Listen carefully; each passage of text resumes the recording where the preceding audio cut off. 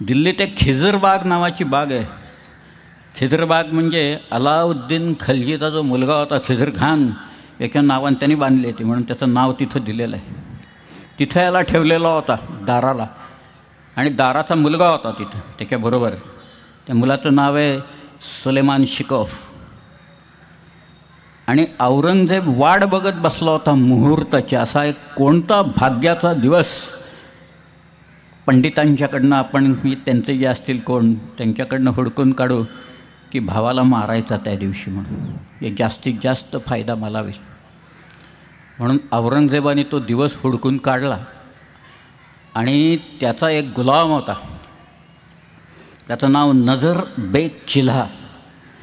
त्या नजर बेगाला सांगितलं की तू जा आणि जे काम मी तुला सांगितलं ते काम करून येतो.